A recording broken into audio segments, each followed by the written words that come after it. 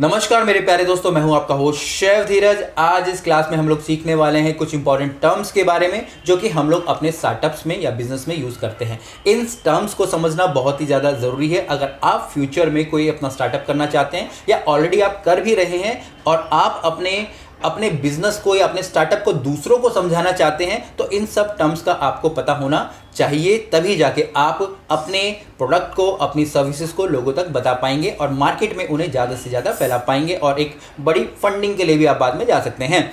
सबसे पहला यहाँ पे है एंजल इन्वेस्टर। एंजल इन्वेस्टर आप बोल सकते हैं कोई एक व्यक्ति होता है, कोई एक फर्म होती है, कोई एक कंपनी होती है जो कि शुरुआती दौर में आपके स्टार्टअप के ऊपर पैसा इन्वेस्ट करती है। क्योंकि जो एंजल इन्वेस्टर होता है उसको लगता है कि जो आपका जो स्टार्टअप है वो बहुत ही ज़्यादा ग्रो कर सकता है फ्यूचर में, तो शुरुआती समय में वो आपके बिजनेस में पैसा लगाते हैं और उस पैसे के बदले में वो आपसे कंपनी के कुछ इक्विटी, कुछ शेयर्स ले लेते हैं। साथ साथ उनके पास जो भी अनुभव होता है, जो भी कनेक्शंस होते हैं, उसमें भी आपकी वो हेल्प करते हैं आपके बिजनेस को ग्रो करने के लिए। और इवन यहाँ पे मैं भी सोच रहा हूँ, कई सारे स्टार्टअप हैं उनमें as a angel investor invest करने की। चलिए जी, जो नेक्स्ट है वो है हमारा बूटस्ट्रैप।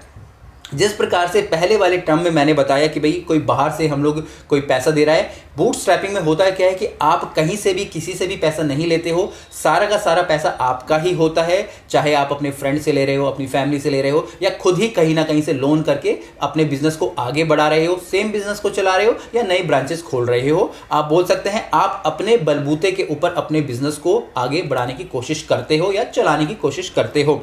तीसरी टर्म है यहाँ पे बर्न रेट। बर्न रेट का मतलब होता है आपके खर्चों की रेट। खर्चे मतलब कि जो भी आप मंथली एक्सपेंस कर रहे हैं, चाहे आपका रेंट हो गया, मैन पावर के ऊपर हो गया या किसी भी प्रकार की मार्केटिंग के ऊपर हो गया, और इसको अगर आप परसेंटेज में कैलकुलेट करते हैं तो ये आपका बर्न रेट कहलाता है। और जितना कम आपका बर्न रेट होगा उतना ज़्यादा बेहतर है, क्योंकि जितने ज़्यादा खर्चे आपके कम होंगे उतना ही ज़्यादा आपका प्रॉफिट वहाँ पे होगा। इसके बाद जो नेक्स्ट टर्म है वो है हमारी अल्फा टेस्टिंग। अल्फा टेस्टिंग का मतलब होता है कि आपने कोई प्रोडक्ट रेडी कर दिया है, अब आप उसको मार्केट में लॉन्च करना चाहते हो, पर उसको मार्केट में लॉन्च करने से पहले इंटरनली आप चेक करना चाहते हो कि भाई क्या वो जो प्रोडक्ट मैंने बनाया है वो सही है या नहीं है। तो इंटरनली या बहुत कम कस्टमर को आप उस प्रोडक्ट को देते हो, चाहे सर्विसेज होती है, सॉफ्टवेयर हो गया, कुछ भी हो सकता है, आप उनको देते हो और बोलते हो कि भैया चेक करके बताइए ये कैसा है। तो इस प्रकार की टेस्टिंग को हम लोग अल्फा टेस्टिंग बोलते हैं। नेक्स्ट टर्म है वो है हमारा चर्न रेट। चर्न रेट का मतलब होता है कि एक ये एनुअल परसेंटेज जो कि बताती है कि आपके जो भी सब्सक्रिप्शन है वो नेक्स्ट ईयर में किसी कस्टमर ने एक्वायर दोबारा से करे या नहीं करे। सेम ये यहाँ पे एम्प्लॉय के ऊपर भी हम लोग बोल सकते हैं कि एक एम्प्लॉय अगर उसने 2020 में आपको ज्वाइन किया था तो क्या 2021 में आपने उसको रिटेन करा है या आपको वो छोड़ के चला गया है। जिस प्रकार से आप देखेंगे कि कई सारी ऐसी कंपनीज होती हैं, जैसे कि मान लीजिए मोबाइल का कनेक्शन लगा लीजिए, क्या आपने नेक्स्ट ईयर भी उनको लिया, उनके प्लान लिए, नेटफ्लिक्स हो गया, या आपने उनको छोड़ के चले गए। तो जितना कम चर्न रेट होगा उतना ज़्यादा बेटर है। यहाँ पे यही होगा, अगर चर्न रेट कम है तो जो आपके पुराने कस्टमर है वो आपके साथ ही बंधे रहेंगे या जो एम्प्लॉय है वो आपके साथ बंधे रहेंगे। इसके बाद जो नेक्स्ट टर्म है वो है हमारा COCA, कोका हम लोग बोल सकते हैं। इसकी अगर मैं फुल फॉर्म बोलूँ तो कॉस्ट ऑफ कस्टमर एक्विजिशन। एक कस्टमर को अपने पास तक लाने के लिए, अपने प्रोडक्ट तक बेचने के लिए आपको कितने पैसे आपने खर्च करे। ये सारे पैसे आपके चाहे मार्केटिंग के ऊपर लग रहे हैं, आपकी ऑफिसेज के ऊपर लग रहे हैं, सैलरीज के ऊपर लग रहे हैं, फनल्स क्रिएट करने के ऊपर लग रहे हैं। तो ये सारा अमाउंट जो होता है उसको आप एक परसेंटेज में कैलकुलेट कर लेते हैं, या आप बोल सकते हैं एक रेट आप निकाल लेते हैं कि भाई कितना पैसा मुझे लग रहा है एक कस्टमर को एक्वायर करने के लिए। मान लीजिए अगर आप कोई 10,000 का प्रोडक्ट बेच रहे हैं और पूरा खर्चा निकालने के बाद आप बोल सकते हैं कि मुझे एक कस्टमर को एक्वायर करने के लिए 50 रुपये लग रहे हैं। तो इस प्रकार से आप अलग अलग प्रकार से अपनी जो कस्टमर एक्विजिशन की रेट या प्रॉपरली एक अमाउंट निकाल सकते हैं। इसके बाद जो नेक्स्ट टर्म है वो है ड्रैगन। ड्रैगन का प्रयोग करते हैं हम लोग जब किसी एक स्टार्टअप को 1 बिलियन की फंडिंग पहले ही राउंड में मिल जाती है, उस स्टार्टअप को हम लोग ड्रैगन स्टार्टअप बोलते हैं, या उस टर्म को हम लोग ड्रैगन टर्म बोलते हैं। इसके बाद जो नेक्स्ट टर्म है वो है हमारी इक्विटी। इक्विटी का मतलब होता है किसी भी कंपनी के शेयर्स। अब इस इक्विटी को आप बेच भी सकते हो किसी को, और उसके बदले में कंपनी के अंदर आप कोई भी एक बड़ा पैसा ले सकते हो। यहाँ पे जो नेक्स्ट टर्म है वो है हमारी यहाँ पे MVP। MVP का मतलब है मिनिमम वाइबल प्रोडक्ट। आप बोल सकते हैं कि ये एक प्रोडक्ट होता है या सर्विसेज आप लगा लीजिए जिसके के अंदर बहुत ही कम फीचर होते हैं। आप डायरेक्ट मार्केट में अपने एक प्रोडक्ट को लेके सब तक नहीं फैला सकते हो क्योंकि इसमें बहुत ज़्यादा कॉस्ट लगती है।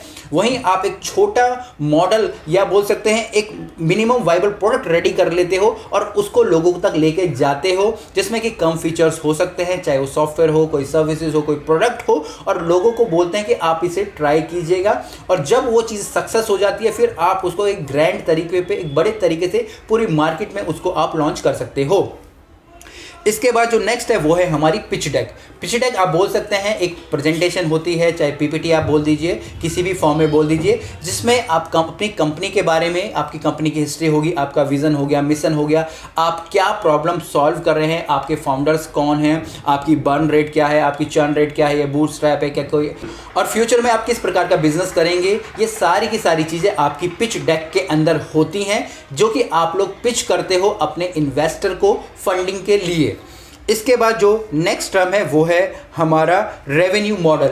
रेवेन्यू मॉडल का मतलब है कि किस तरीके से या किन जरियों से आपके पास पैसा आएगा। तो आपको ये भी समझाना होता है कि भाई हम लोग क्या क्या सर्विसेज बेचने वाले हैं, क्या क्या प्रोडक्ट बेचने वाले हैं, क्या हम लोग सिर्फ एक बार ही कस्टमर को बेचना चाहते हैं या हम उसको मंथली तौर पे लाना चाहते हैं। तो ये सारे के सारे तरीके जहाँ जहाँ से आपको पैसे आएंगे वो सारे का सारा आपका रेवेन्यू मॉडल कहलाता है। इसके बाद जो सबसे लास्ट टर्म है वो है हमारी वैल्यूएशन। वैल्यूएशन का मतलब होता है कि आपके बिजनेस की ओवरऑल कीमत कितनी है।